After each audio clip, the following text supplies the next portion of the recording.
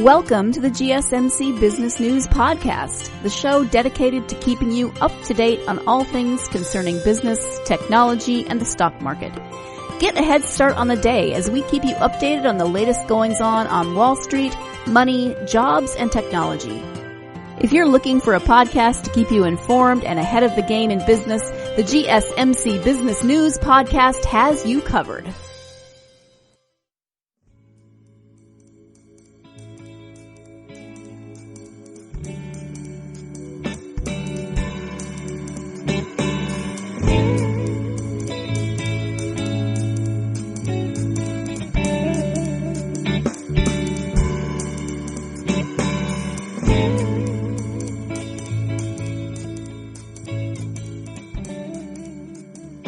Welcome. You are listening to the GSMC Business News Podcast brought to you by the GSMC Podcast Network. My name is Maya and I will be your host for the show.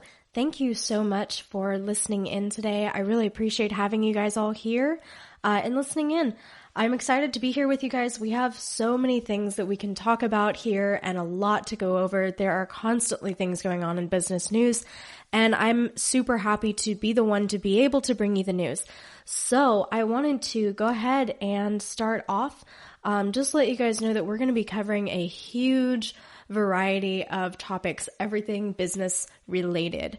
That's going to involve things like very urgent business. It's going to include hopefully nothing that is too numerically focused, but definitely there's going to be a little bit of drama involved in some of this news. Let's go ahead and get started. So we do have some interesting news from CollegeHumor, actually. They recently lost funding from their parent company, IAC, Interactive Corporations. Sam Reach was actually the one that I found this news from, as he tweeted about this news pretty recently on Twitter, just letting the public know that he was going to be the one to begin taking over the company as IAC let go of CollegeHumor. They did let him take over the company, so he has control not only as just being in charge of everything, but he is the majority shareholder. So IAC is still going to maintain minority share, but as Sam Reach is the majority shareholder, he's going to be kind of taking the reins from this point on and moving along with it. So along with CollegeHumor, everything that kind of goes along with that, there's a lot of elements that come along with CollegeHumor, like Drawfee, Dorkly, and other projects and companies that have kind of stemmed off from CollegeHumor. But because of this change from IAC, I suppose it looks like they were just losing funding for some period of time. Their popularity and their ratings online were dropping, even though they had 30,000 views. I believe every month they had 30,000, not views, but they had 30,000 users or subscribers every month. But that's just, to be honest, not enough on the online world. So it looks like, just as a result of these numbers continuing to decline, and just losing their popularity, they were just going down and losing funding for actually quite some time. They were struggling. And just as a result of this, IAC decided that they no longer wanted their responsibility. They no longer wanted that financial burden. And so they allowed Sam Reach to take over the company. But over 100 people have lost their jobs or been laid off as a result of this transition. Sam Reach expressed a little bit of concern, and a little bit of sadness, I would say. But he also hopes to be a little bit optimistic about this transition and definitely is putting a lot of passion into it. You can tell from his words and from his actions moving forward that he's really putting a lot of heart and soul into trying to keep the company afloat. He is asking for fans to continue their subscriptions, continue their support. Obviously, he's not looking for monetary support, but he is looking for support as far as just keeping up with the fandom, I suppose. In his opening tweet to announce this news, just to quote it directly for you guys, he tweeted, "So bad news with a twist. IAC, our parent company, has made the difficult decision to no longer finance us. Today, 100 plus brilliant people lost their jobs, some of whom are my dear, dear friends. Hire them." The twist, however, is that IAC has agreed to let me run with the company myself. In words that I'm sure are as surreal to read as they are to type, I will soon become the new majority owner of CH Media. So this started a huge thread of conversation on Twitter just from other people who either work currently for CH Media, which is the media company that is associated with CollegeHumor, obviously standing for CollegeHumor Media. But it just started this whole conversation of people who either previously worked there or currently working there, just expressing their feelings about the situation. So many of them had been with the company since they started in 1999. So they've been around for quite some time, just providing humor and entertainment online to mostly a younger audience of people who were just looking for online entertainment. They had a series of skits, YouTube videos, articles that were released, all kinds of things going on online with CollegeHumor, typically targeted towards college-age people or other people who have college-type humor, I suppose you could say. It was originally founded in 1999, like we just said, by Josh Abramson and Ricky Van Veen, who were college freshmen at the time that they founded the company. It was then bought by IAC in 2006, and that's when it became CH Media. In 2011, one of the founders, Josh Abramson, had left to return to a t-shirt business that he previously started, so he returned to that business. And Ricky Van Veen left in 2016 to join a Facebook creative content strategy team. It was reported by Bloomberg in October that IAC was looking to sell CollegeHumor or CH Media because of lack of funding and just financial issues with the company themselves. It was definitely looking unprofitable according to Reach as well, but like we said, he's just reaching out for fan support. He did mention that he has at least 6 months left of content to release. But I'm just a little bit curious as far as that 6 months worth of content. Is there going to be funding or support enough for them to continue putting out material after the 6-month mark is up? Or are we really just looking at the end of CollegeHumor as a company and as an online presence? Are these 6 months going to be the last that we see of them? And for a lot of us who were kind of growing up with CollegeHumor kind of always in the background, you saw it online, it was retweeted, it was on your Facebook, it was on your Instagram feeds, it was everywhere. And a lot of these videos were viral. They were a big deal. And so there's so many skits and pieces from CollegeHumor that have become part of popular culture and really just have pervaded our sense of humor. So it's a little bit sad to watch them go. Hopefully they'll be able to keep their head afloat. We'll see. The company is left with a team of 5 to 10 people. So it's a very small club who's really putting a lot of heart and soul into trying to keep CollegeHumor afloat. In the meantime, if you do want to support CollegeHumor, they have a subscription streaming service called Dropout, and Reach is asking that people stay subscribed or begin subscribing if you have never subscribed to Dropout. So if you're interested in supporting CollegeHumor or just want to see what they're all about, go ahead and check out Dropout and stay subscribed to their subscription streaming service just so that you can keep up with what's going on. And hopefully you'll enjoy some of the skits, videos, articles, etc. that they put out, because I personally have found plenty of them to be perfectly entertaining, and it is a really good site. Take a look at it and let me know what you think. When we come back, we will be talking about the Boeing CEO, Dennis Muilenburg, who was just recently fired from Boeing following a couple of not so great incidents. So hang tight, and we'll be right back after the commercial break.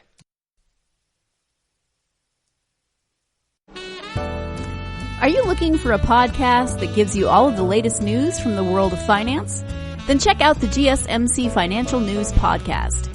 We'll delve into the ups and downs of the stock market, changes in the economy, and news from the world of real estate and technology.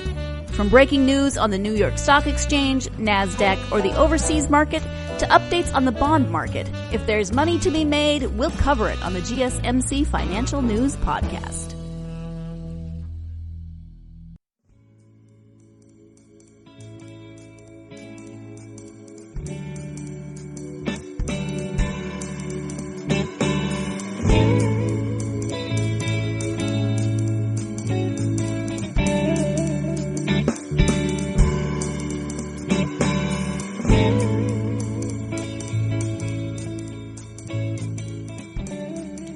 Welcome back. You are listening to the GSMC Business News Podcast, brought to you by the GSMC Podcast Network. My name is Maya, and I'm your host. Thank you so much for hanging with us. We just went over the potential demise of CollegeHumor. If you've been around in the past 2 decades and had an online presence or any interest in ridiculous humor, then you probably are familiar with CollegeHumor, and we're a little bit sad to see them potentially be leaving us. We'll see how they do in the next 6 months, though. Hopefully Sam Reach can keep up with it and maybe draw in enough fan base that we can keep up with CollegeHumor.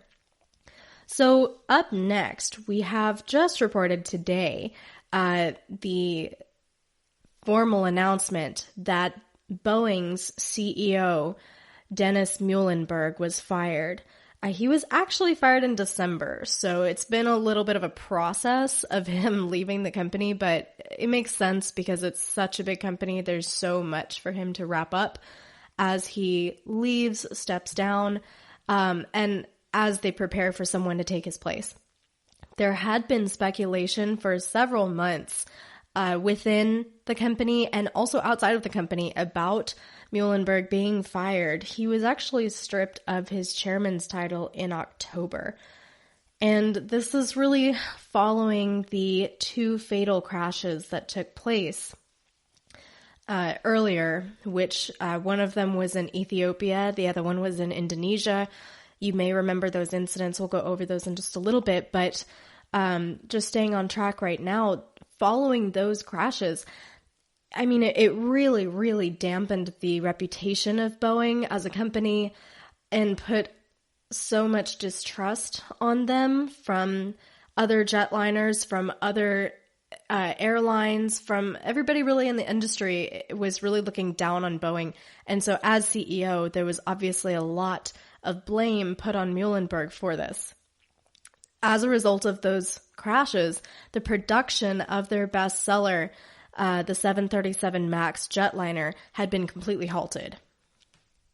And it looks like they had been looking for or anticipating actually an increase in production of the 737 MAX jetliner. So when this was completely halted after these crashes, the company took a big hit, not only financially, but also just reputation-wise. And it affected also those who were involved in the production itself. So it looks like Dennis Muilenburg, as he was fired, had taken with him a $62 million long-term incentive, stock awards, pension benefits package. I think he'll be doing okay with those $62 million. If I had $62 million after being fired, I would be all right. However, he did forfeit $14.6 million and received no severance package. Nonetheless, like I said, I think he'll be okay with his $62 million. For some reason, in 2019, he did offer to give up his bonus and stock awards.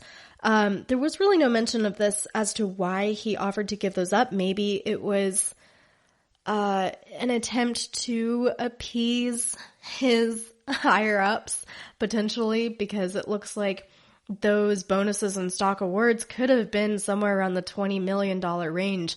if they were matching his numbers from 2018. In 2018, his bonus and stock awards reached $20 million. So he did offer to give that up. I think that was a last-ditch effort just to hang on to his last string and potentially maintain his position as the CEO of Boeing. But looks like it wasn't enough of an offer, and they just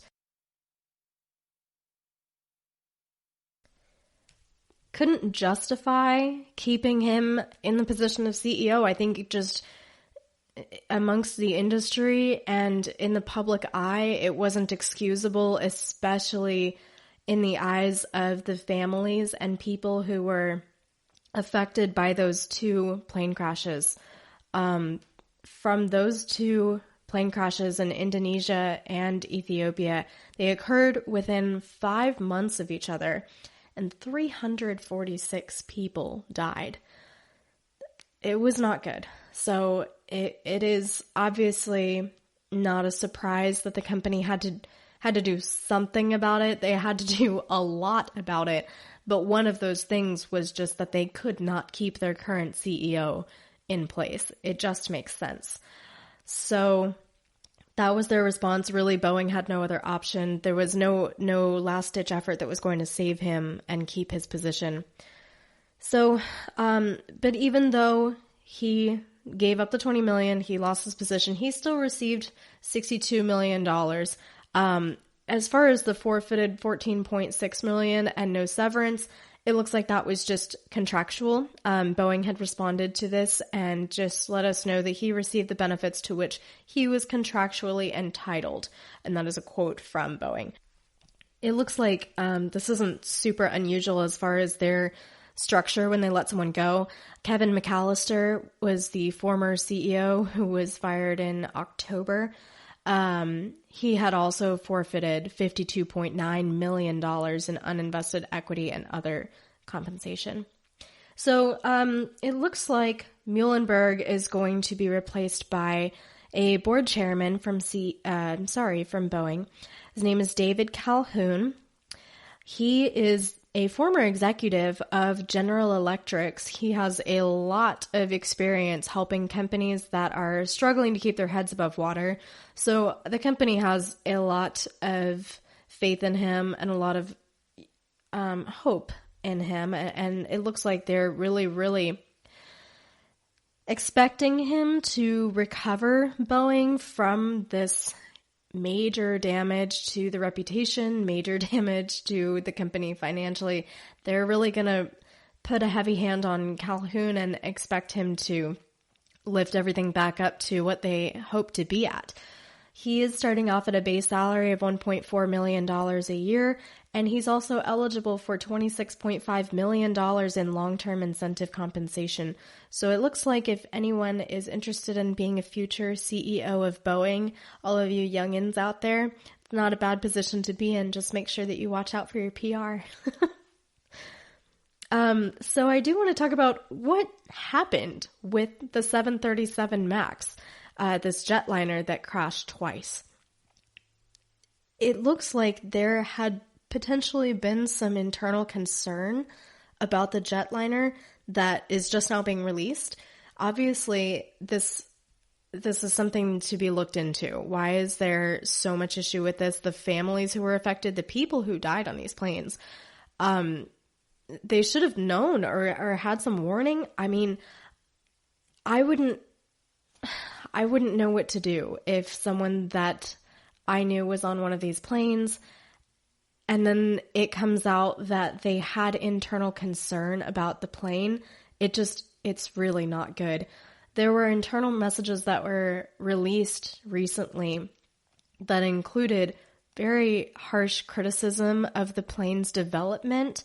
I don't know exactly who these comments are coming from, if they're coming from the engineers, from the designers, from whoever. So it's not explicitly described who made these comments, but one of the comments that was included was that, quote, "the planes were designed by clowns who in turn are supervised by monkeys," end quote. Yikes. This is not what you want to hear when it comes to something like an airplane that seats hundreds of people. You would like to hear this is designed with the utmost intelligence, and we have incredible confidence in our engineers and in our design team and in, those in charge of this process. We are so excited to release this airplane, but instead we hear that it was designed by clowns. So this is not good. And I think this definitely contributed to the public announcement of Muellenberg's release and potentially contributed to his being fired in the first place. I don't know how much he had to do with the actual design of the plane itself, but just being the guy who happens to be at the top and the guy who is in charge, he's really kind of in the public eye at this point. Maybe he had a heavy hand in what's going on with the design of the plane itself. We don't know, but it definitely looks like the company had no choice but to let him go. And it looks like he was fired on. So hopefully Boeing will be able to recover from that. It's kind of a big mess. We'll see how or if they're able to really bounce back as a company. So we'll keep an eye on that in the future. Thank you so much for listening. We're going to have one more quick commercial break, and when we get back, I want to talk a little bit about robotics and how they're starting to be implemented in companies like General Electric. So hang tight, and we'll be right back. Do you work in the world of marketing and advertising? Are you a media buyer or the owner of an agency? Have you been looking for a podcast to help stay on top of all the goings on of those worlds? The GSMC Marketing News Podcast is dedicated to keeping you up to date on all things concerning marketing and advertising. Get the latest marketing news, from what major businesses have planned for the coming year to the newest trends in advertising, from podcasts, digital and streaming to the old standbys of radio, television, and billboards. The GSMC Marketing News Podcast has you covered, whether you're a marketing agent or a business trying to expand your brand.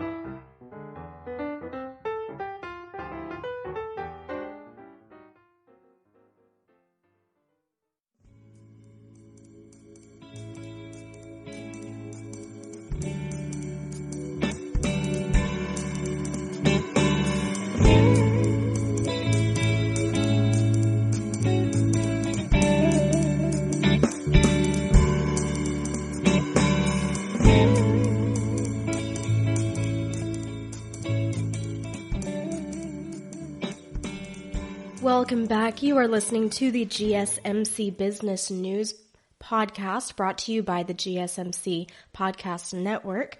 Again, my name is Maya. We just went over some news that was going on with Boeing losing their CEO, or rather firing their CEO, Dennis Muilenburg, and just a little bit of the fallout from that, what's going on with them, and their replacement. And now we have some interesting things to talk about with General Electric and Uipath. Most of you guys are familiar with General Electric as a company already. They've been around for a very long time. You probably have something from General Electric in your house. If you're not already familiar with the company, they probably produce your washer and dryer. It's likely. So moving forward, General Electric has started to upscale on the robotics that are being used in their workplace, specifically coming from a company called Uipath. This is really cool. I spent some time looking into how to download and implement Uipath, and actually went through this entire tutorial on how to utilize it and exactly what it does for you.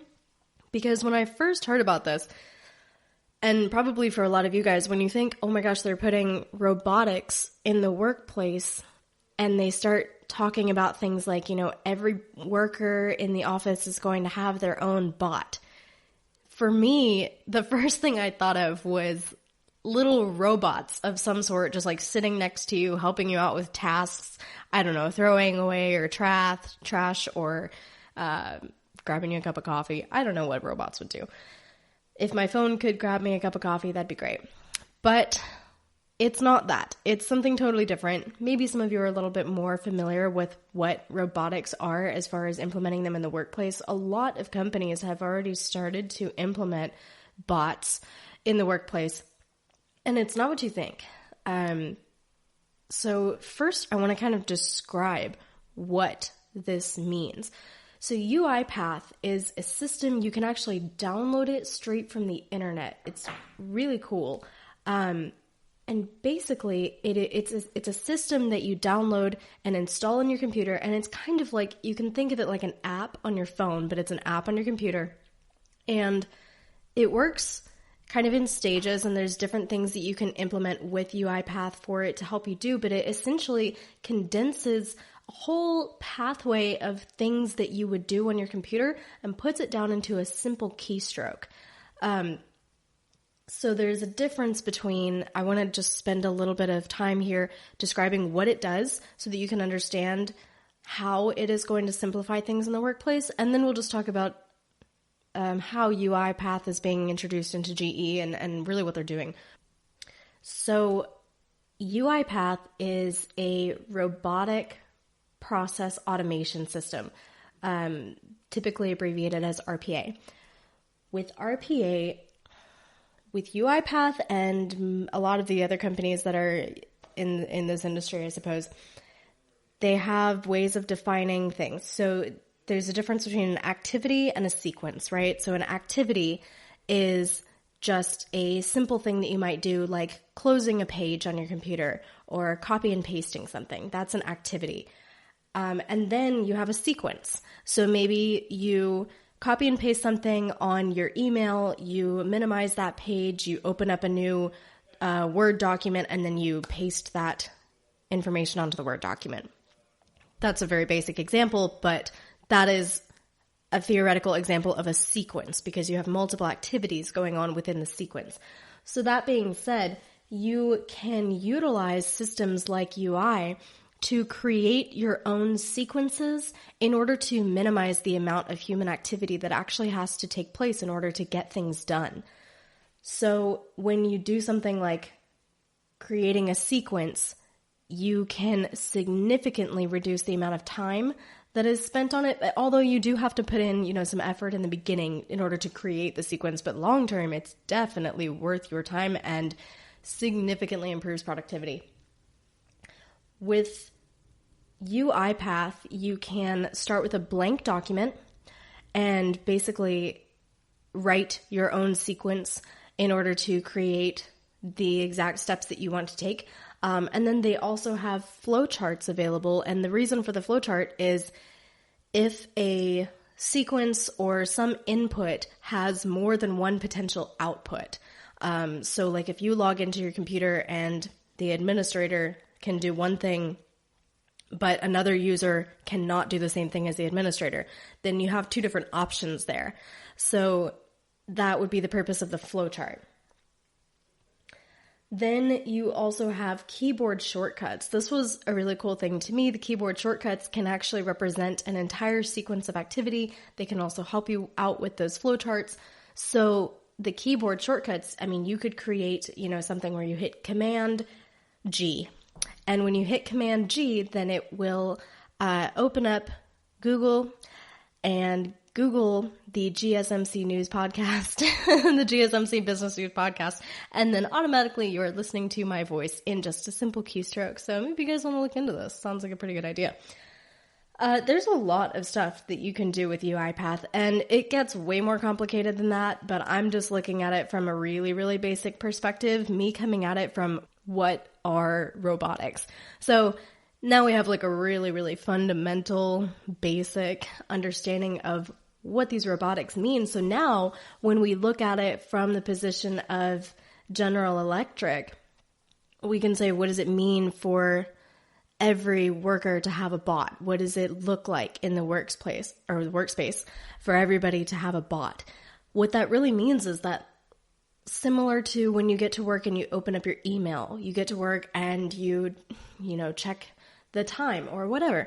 It's going to be one of the fundamental things that you do from the perspective of Uipath is to go to work and open up Uipath, open up your bot, and basically open up this application that's going to really enhance the productivity of the rest of your day. They want it to be a fundamental element in the workplace. So General Electric noted that they selected Uipath specifically for a number of reasons. They didn't really specify what those reasons were, but upon a little bit of research, it looks like Uipath tends to be one of the more user-friendly systems as far as RPA goes. So, and it also has a free version if you're interested. Most of the other ones that are available, you have to have some sort of business subscription or you have to pay for them in some way. If you're interested in looking at RPA or kind of discovering it for yourself, I might be interested in taking a look at it. You can just download Uipath online. Just Google them. It's right on their website. It's actually pretty simple. And it would be really interesting to see what you can work out with it. Anyways, in 2016, that was when GE first introduced Uipath, and they really kind of wanted to shake things up. It looks like their CEO at the time was a really forward-thinking, kind of ambitious guy who wanted to really change the way that they were operating and the way that people worked at the company. So RPA was just kind of coming out at that time and just starting to get recognized by insurance organizations, and a lot of different banks actually are using RPA as well. So they selected Uipath and started working on it. 2017 was kind of used as a trial year and really an opportunity for them to prove the technology with GE as a working partner. So they started to implement it, started to utilize it within their company, and it was probably a little bit shaky at the beginning, but it looks like they had some success with it. So moving forward, 2018 was really an opportunity for them to determine the appropriate model and scale of the RPA that needed to be introduced in order to be a functioning aspect of GE. They started to build a resource team that was to support the bots so that if you had any issues with the application, similar to calling customer care or something like that, they had a resource team who knew everything about it, all the ins and outs. So now we not only have a company operating at its normal level, but we also have the robots introduced to their normal working system. And now we have a whole new team who is being instilled with this workspace. So, I mean, to me, what comes to mind with that, there's a lot of fear and concern when people think about automation as far as how that affects people's jobs. In my opinion, think about your typical workday. I mean, do you go to work and get everything done that you meant to do that day? If you do, then kudos to you. But a lot of people don't. And it's difficult to get everything done. And a lot of workers are overworked. And we work really, really long hours in the United States, okay? If you want to feel like you actually got everything done in a workday, then automation might be your friend. So I wouldn't shy away from it yet. And at the same time, because we have this kind of fear going on, what's going to happen with when everything is automated? What's going to happen when robots take over and we've got no jobs left? Right now, all I'm seeing is that the same people have their jobs, even though automation has started to take place in the workplace here. And in fact, more people are working for them now because we have a whole new company with Uipath, and we have a resource team hired and implemented at GE in order to back up these bots. So what I'm seeing out of this is a lot of automation, more productivity, a little bit more relaxation out of the employees themselves, and a lot of opportunity, actually. So I don't think that we should really shy away from the automation if this is what it's going to look like. There's a lot of other ways in which automation is being implemented into not only businesses, but all aspects of our lives. But if everybody's doing it the way that Uipath and GE are handling it, I think we're going to be okay as far as security in the workplace, because all I see here is an addition of jobs. So thanks for hanging in there with me today, you guys. We're going to take one more quick commercial break, and when we come back, we are going to talk about the 12 cities that have become major job magnets in the United States. This is pretty interesting because there are some cities that you probably would not have put on your list if you were looking for a major job opportunity. Stay with us, and we'll be right back to let you know what those cities are and how they did it. Tired of searching the vast jungle of podcasts? Now listen close and hear this out. There's a podcast network that covers just about everything that you've been searching. Hey! The Golden State Media Concepts Podcast Network is here. Nothing less than a podcast bliss with endless hours of podcast coverage. From news, sports, music, fashion, cooking, entertainment, fantasy, football, and so much more. So stop lurking around and go straight out to the Golden State Media Concepts Podcast Network. Guaranteed to fill that podcast itch. Whatever it may be. Visit us at www.gsmcpodcast.com. Follow us on Facebook and Twitter and download us on iTunes, SoundCloud, and Google Play.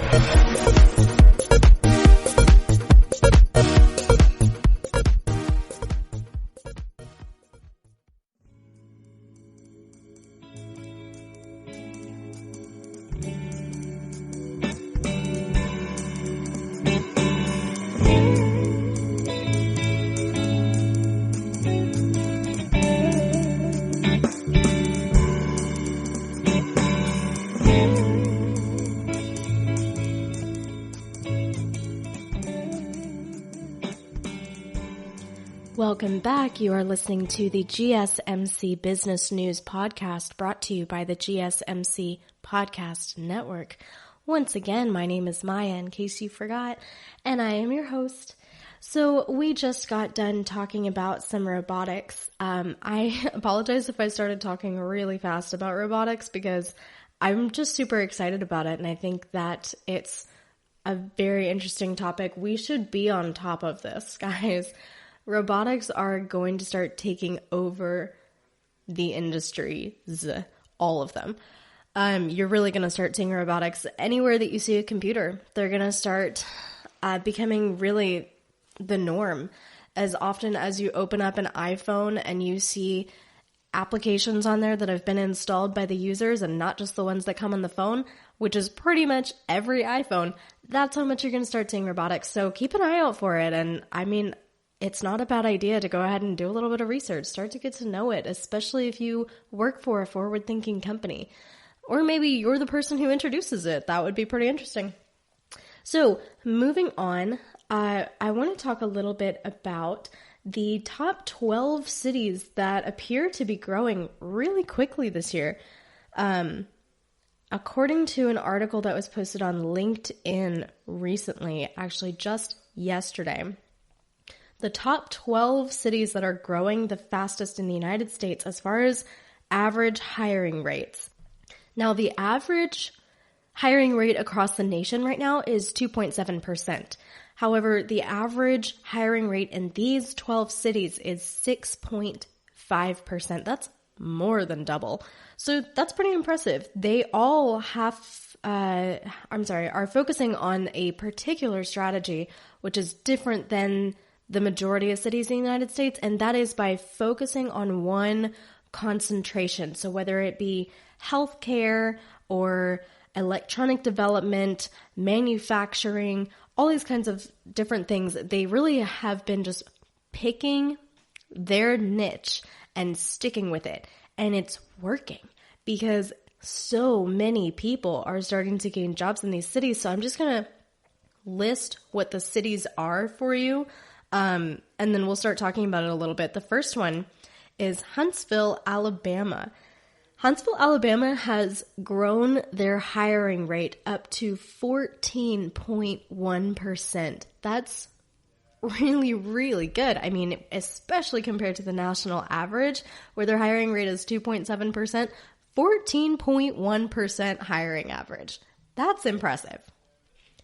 Second city is Kalamazoo, Michigan at 10.8% average hiring rate. Also impressive. And I don't think that I've ever heard of Kalamazoo, Michigan. So to everybody listening in Kalamazoo, Michigan, sorry guys, but you're on the radar now. And we are looking at you and we are proud of you. Next, Raleigh-Durham, North Carolina, sitting at a dead tie with Kalamazoo at 10.8%. Fourth in line is Fayetteville, Arkansas, followed by Evansville, Indiana, Cincinnati, Ohio, Boston, Massachusetts, Detroit, Michigan, Allentown, Pennsylvania, also in Pennsylvania, the city of Erie, then Greenville, South Carolina, and finally, the 12th city is Des Moines, Iowa. So hats off to everybody in all of these cities who have come up with amazing strategies in order to grow their hiring rate by such incredible numbers. So how are they doing it? Let's look at really what's going on across these cities. Like we said, everybody's kind of focusing on a specific concentration of sorts. So manufacturing and healthcare tend to be the top two ways that people are growing. Number one, like we said, was Huntsville, Alabama. Huntsville, Alabama at 14.1% hiring rate is looking at manufacturing. That's incredible. So we'll just go down the line one more time. Huntsville, Alabama, we've got manufacturing. The following numbers 2 and 3, Kalamazoo and Raleigh-Durham. We've got healthcare in both of those places. Fayetteville, Arkansas. This one's interesting. The concentration that they selected is retail. Retail has been growing like crazy in Arkansas, and that's pretty impressive. When I first saw this number, I thought, well, this is in Fayetteville, Arkansas. There's a major university there. The University of Arkansas is located in Fayetteville. So my first thought was there has to be some sort of like retail strip, some shopping, something that's going on out there. Maybe they're hiring just like a whole bunch of college students or local kids. I don't know what's going on, but I looked into it just a little bit, and it turns out it is actually growing because Walmart's headquarters are located nearby in Bentonville. So I guess Walmart is really to thank for the major growth of retail positions available in Fayetteville, Arkansas. Looking at some of the other cities following in the line, Evansville, Indiana, Detroit, Michigan, and Greenville, excuse me.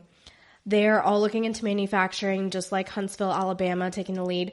Manufacturing is kind of scattered throughout this list, but healthcare really is predominant. Healthcare, like we said in Kalamazoo and Raleigh-Durham, we've also got healthcare booming in Cincinnati, in Boston, in Allentown, Pennsylvania, and in Erie, Pennsylvania. Healthcare is all over the place, guys, and it's apparently growing like crazy. The final city in the list is number 12, Des Moines, Iowa, looking at finance. That's pretty interesting to me. I want to also look at Huntsville, Alabama. They have a little bit of a list here that talks about this manufacturing that's going on in Huntsville, Alabama. Why is Huntsville growing so much? And the number 4 company on the top growing companies in Huntsville, Alabama is actually Boeing, which I'm interested by this statistic, and also the fact that we just talked about Boeing.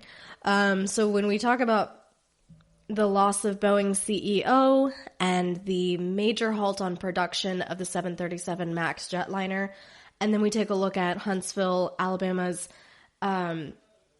major growth. I mean, 14.1% is incredible as far as the average hiring rate goes. I think that number is probably going to be affected by Boeing being on the list, and just by their recent happenings as far as having 2 plane crashes and major change of CEO. And I mean, they're taking a little bit of a hit because of all of this. So I don't know how Boeing stands up to the top 3 on the list in Huntsville, Alabama. But nonetheless, I do think that it will have a little bit of an effect as far as hiring rates go, because there's no way that with all of this going on with Boeing, they're still looking at major hires in the upcoming year, at least not in the same rate that they had been doing previously. So we'll take a look at it. But this has been pretty interesting to me. When you look across the board, there are so many different companies in this list across all of these cities. It's really not one company that's doing all the work as far as hiring goes.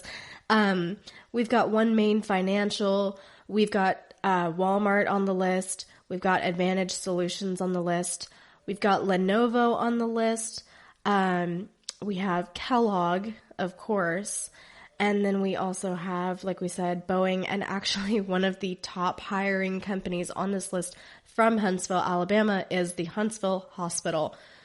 So guys, there's a lot going on right now as far as hiring goes, and it looks like these 12 these 12 cities, if you're in the market, if you're close by, if you live in one of those states and you're looking for work, it looks like that's the place to be. So that was an interesting little read for me today, and I didn't expect really most of those cities to be on that list. I personally live in Dallas, and we think, hey, Dallas is great. There's so much opportunity here, and there's so many jobs and everything, and there is. But man, I'm kind of surprised Dallas was not on the list. Not even close on the list. So that was interesting for me to read. Thank you for hanging with us today.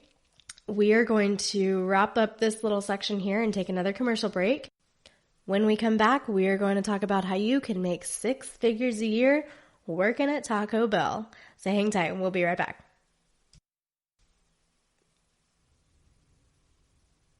Are you tired of the same old news? Are you sick of the seemingly endless political spin and negativity? The GSMC America Still Beautiful podcast is a weekly news podcast covering all the top positive and uplifting news stories. We cover stories that will inspire, uplift, and remind you of the good in the world. Tune into the Golden State Media Concepts America Still Beautiful podcast to get all the great and positive news stories of today. Download the GSMC America Still Beautiful podcast on iTunes, Stitcher, SoundCloud, Google Play, or anywhere you find podcasts. Just type GSMC in the search bar.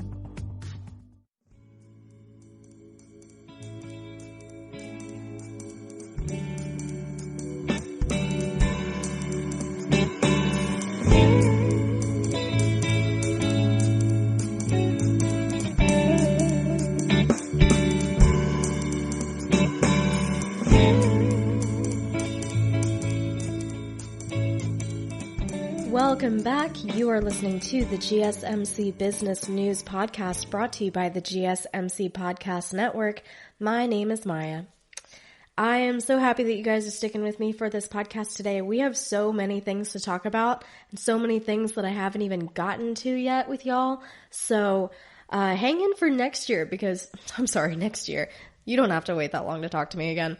I'm going to be back next week and we'll have so many more stories in line for you guys.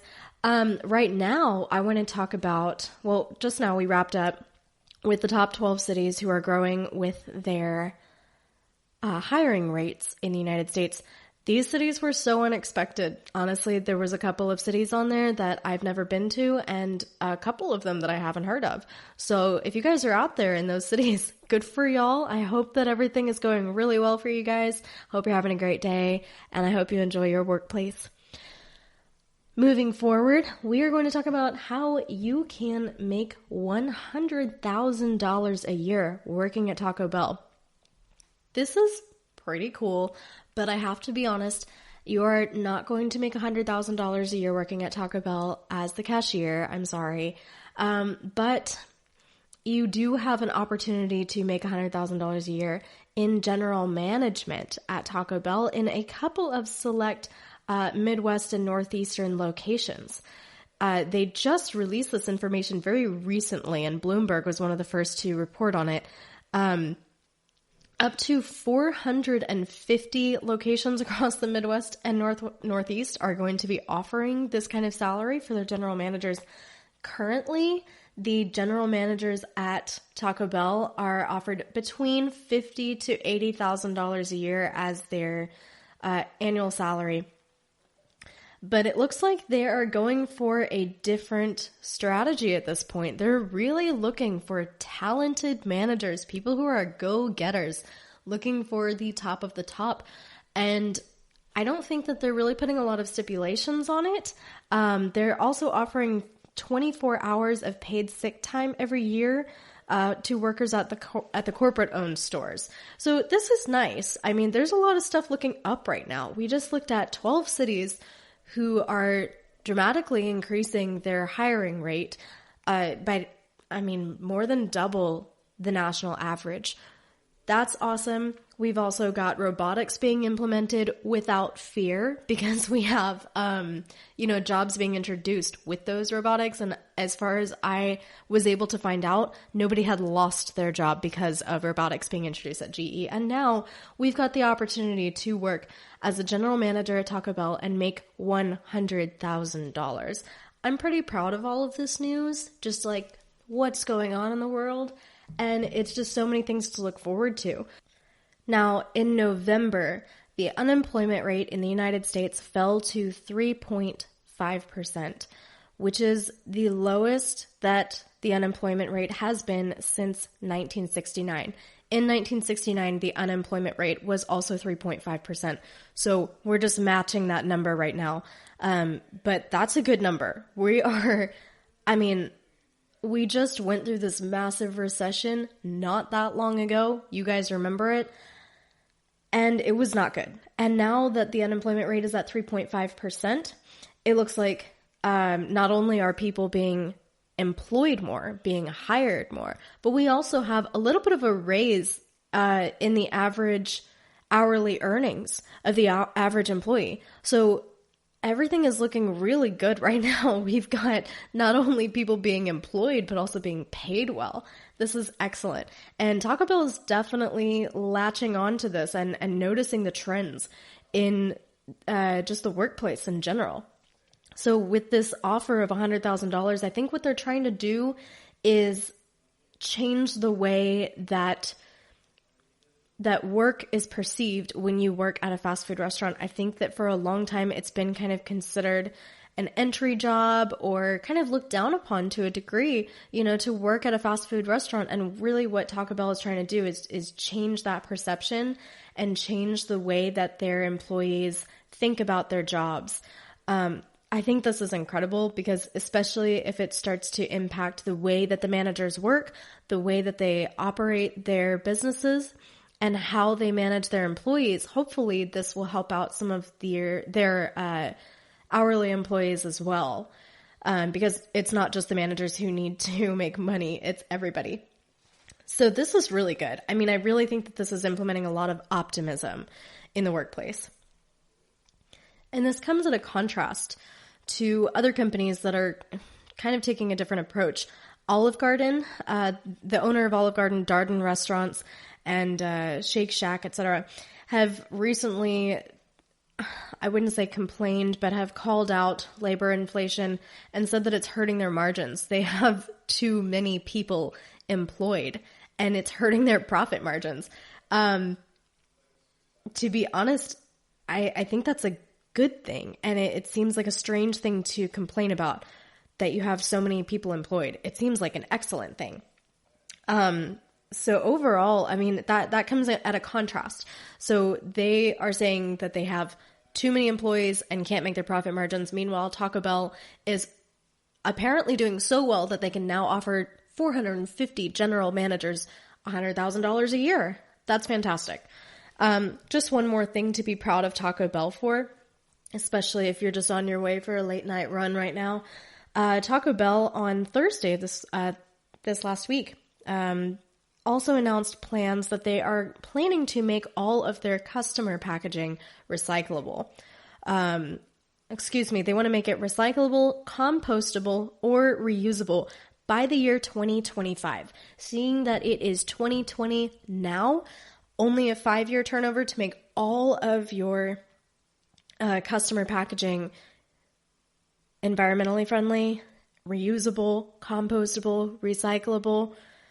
That's pretty fantastic. So if you are currently a fan of Taco Bell, then keep up the good support, because you guys are obviously supporting a company that values the environment, values their employees, and has some really good plans for the upcoming future. We'll see, and keep an eye on who else might be following in these footsteps, who else is doing super well as far as encouraging their employees and trying to implement a little bit more optimism in a lot of different ways. This was excellent. Thank you, Taco Bell. So that was just a little bit of good news for your day. We are going to take one more final commercial break, and when we come back, We're going to talk about Macy's stores, how they are about to close a couple of locations, maybe more than a couple, and what that means as far as how we shop from this point on. So stay with me, guys, and we'll be right back after this final commercial break.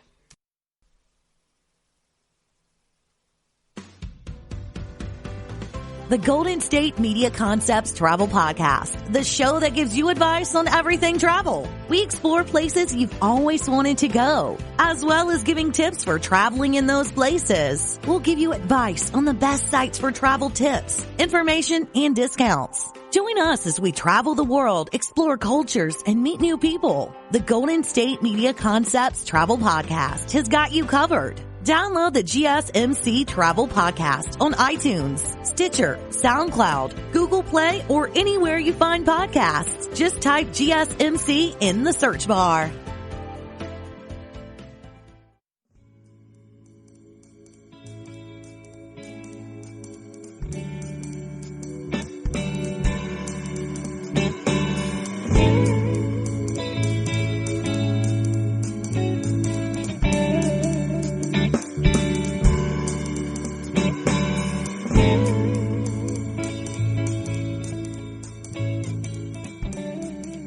Welcome back to the final stretch of today's episode. Thank you so much for hanging with me today and listening to my first episode of the podcast here. Once again, this is the GSMC Business News Podcast brought to you by the GSMC Podcast Network. And for the last time today, just so you cannot forget it, my name is Maya and I am hosting your show. Thank you so much for listening. So we just went over some really good news as far as Taco Bell's hiring, and actually we went over a lot of really good things today. We went over a lot of optimism as far as jobs are looking at. We are looking at robotics. We are looking at all sorts of things. And so I hope that you guys have enjoyed all of the good news. Probably the only negative news that we talked about so far is the potential loss of CollegeHumor. I'm really hoping that they don't go away because plenty of people have really, really enjoyed the entertainment brought by CollegeHumor and by their linked businesses. Once again, if you are interested in continuing watching what they're doing, their subscription service is called Dropout. So take a look at that if you're interested. Moving forward, following up this news about Taco Bell, which is a lot of good news, we have one final story to close on, which is the closure of 28 Macy's locations and one Bloomingdale's location as well. So this means a lot as far as the way that shopping is changing. I know that I personally have become a lazy shopper.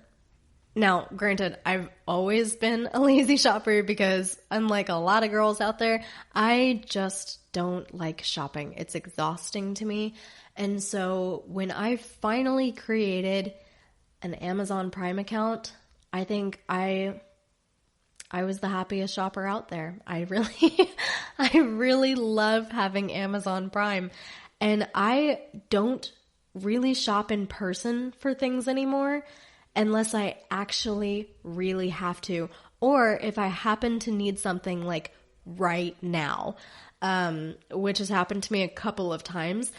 But in general, I do everything online. I went to an event with my mom last year, and I needed a ball gown. I bought a ball gown online. I didn't walk into a single store. I bought a ball gown online. You can buy everything online now. You don't even have to leave your house, which is great in my opinion. But it does have a little bit of a negative impact when you start to look at how that affects retail locations. So with Macy's closing 28 stores and one one Bloomingdale's location, I mean, it's a big deal. Right now, we've got 680 department stores operated by Macy's and 190 specialty stores. So really, 28 stores out of 680 is a pretty significant chunk of what they are operating. So when you look at that kind of closure, it tells you a lot about how sales are changing. When we look at just the stats from Macy's itself, it looks like the sales at the locations have fallen, looks like 0.6% during November and December of 2019. Holiday sales even dropped by 0.7%. This is a little bit of a big deal when you see that big of a drop over the holiday season even. We are looking at a quarterly decline of 1.75% in sales at Macy's from the retail locations. When you look at Macy's online sales, there's really no struggle. But when you look at the sales at the locations themselves, it's no wonder why they have to close these locations. Now, Macy's is not the only company that's experiencing this downfall of retail locations. Department stores as a whole have been struggling for the better part of this century. It looks like department stores overall from the last month of last year, from November 1st through December 24th of 2019, sales from all department stores across the United States fell by 1.8%. This is kind of a big deal. But with that being said, Macy's in particular has been struggling quite a bit. It looks like their market value is currently $5.5 billion, but they went down by over 40% over the last year. So what is it about Macy's themselves that's causing such a decline? I don't think that I personally can answer that question for you. We would probably have to talk to somebody from Macy's or someone who analyzes these kinds of markets.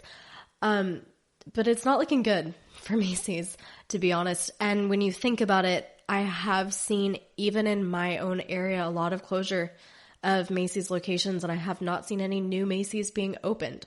So it's not a huge shock to me to hear this information. When I choose to go shopping, I don't typically choose Macy's, not because I have anything against them, but they just don't have the selection that I'm looking for. Although when I look online, a lot of times Macy's has what I want. So I'm hoping that maybe they're just going to increase their online presence. I actually recently bought a couple of Christmas presents from Macy's just this year. So perhaps they're going to be able to kick it up a little bit in the online department so that they are not going to fall as a whole. So we'll keep an eye on that. But in the meantime, I really think that if companies are looking to continue to succeed, it's going to be all about digital marketing and online presence, because that's really just how people shop nowadays. Even when I want to buy clothes or when I'm buying gifts for someone else, it's just online. That's it. And you have to really, there's so many things that go into it. There's logistics, there's marketing, there's all these changes that go into place when you shift from a physical retail location into an online location. And I hope that Macy's is going to be able to step it up and make sure that their website is fully functioning, that their logistics team is fully functioning, that everything that they are doing is smoothly operating so that they can continue to function in the next upcoming years. Because, I mean, even compared to other department stores, it looks like Macy's themselves are struggling just a little bit. Well, I'm sorry to end you guys on some bad news for today, but hopefully y'all can hang on to all of the good news that we went over just earlier.